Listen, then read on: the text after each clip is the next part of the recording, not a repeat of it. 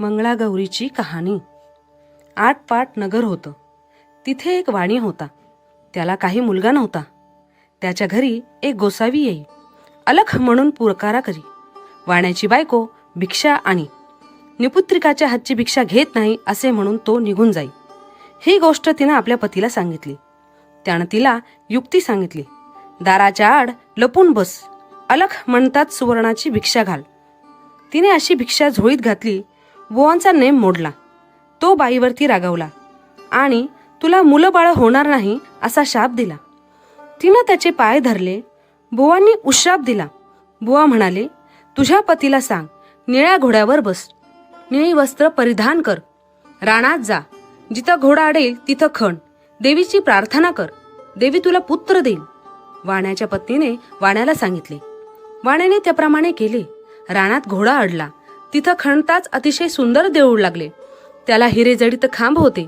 माणकांचे कळस होते. आतमध्ये देवीची सुंदर मूर्ती होती. त्याने श्रद्धायुक्त अंतकरणाने मनोभावे पूजा केली. त्यामुळे देवी त्याला प्रसन्न झाली. तिने वर मागण्यास सांगितलं. वाणी म्हणाला, सर्व काही आहे पण पुत्र नाही म्हणून दुःखी आहे. देवी म्हणाली, तुला संततीचं सुख नाही. मी प्रसन्न झाले आहे तर तुला वर देते. अल्पायुषी पुत्र घेतलास तर गुणी मिळेल. दीर्घायुषी घेतलास तर जन्मांध होईल. कन्या घेतलीस तर बालविधवा होईल. इच्छा असेल ते मागून घे. त्यानं अल्पायुषी पुत्र मागितला. तेव्हा देवीने, माझ्या मागच्या बाजूला जा, तिथे एक गणपती आहे. त्याच्या मागं आंब्याचं झाड आहे. गणपतीच्या दोंडावर पाय दे. एक फळ घे. घरी जाऊन बायकोला खाऊ घाल, म्हणजे तुझा कार्यभाग होईल. असं सांगून ती अदृश्य झाली. वाण्यानं त्याप्रमाणे केलं. गणपतीनं सांगितलं, तुझ्या नशिबी एकच फळ आहे. फळ घेऊन घरी आला. पत्नीला खाऊ घातलं. तिला दिवस गेले. यथावकाश बाळंतपण झाली. मुलगा झाला. सर्वांना खूप आनंद झाला. 8व्या वर्षी मुंज केली. 10व्या वर्षी लग्न करा म्हणाली. काशी यात्रेशिवाय लग्न करायचं नाही असा माझा नवस आहे, असे त्याने उत्तर दिले. काही दिवसांनी त्या मुलाला मामाबरोबर यात्रेस पाठवलं. मामा भाची काशीत जात असताना वाटेत एका नगरात काही मुली खेळत होत्या. त्यात भांडण झालं.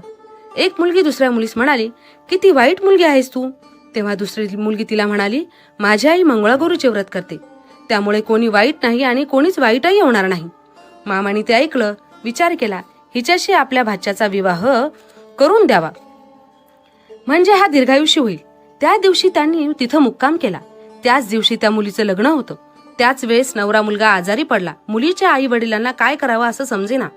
कोणीतरी प्रवासी मिळालं तर बरं होईल. त्याला पुढं करून वेळ साजरी करू म्हणून धर्मशाळा पाहू लागले. त्यांना हे मामा भाचे दिसले. भाच्याला नेलं.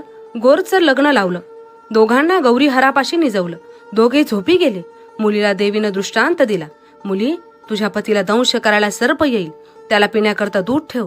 एक कोरा करा जवळ ठेव. दूध पिऊन सर्प कऱ्यात शिरेल.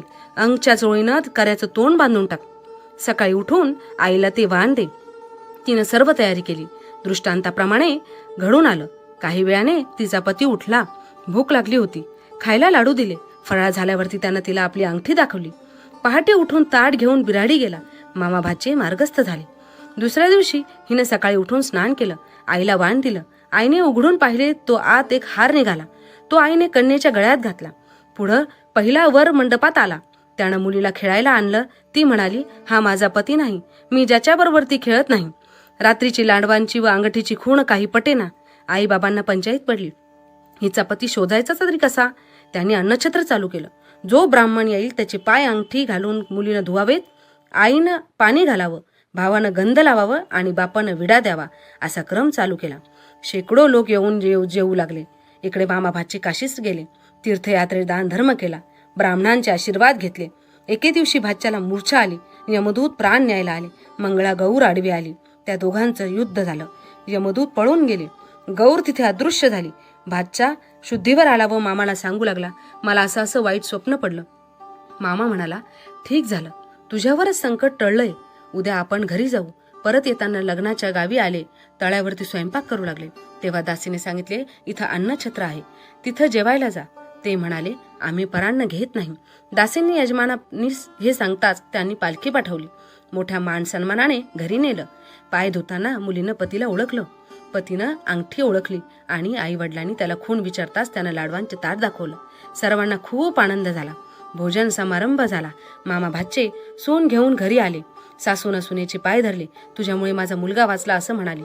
तेव्हा तिने सांगितलं, मला मंगळागौरीचं व्रत असतं. ही सर्व तिचीच कृपा आहे. सासर माहेरची घरची दारची माणसं सर्व एकत्र आली. त्या व्रताचं उद्यापन केलं.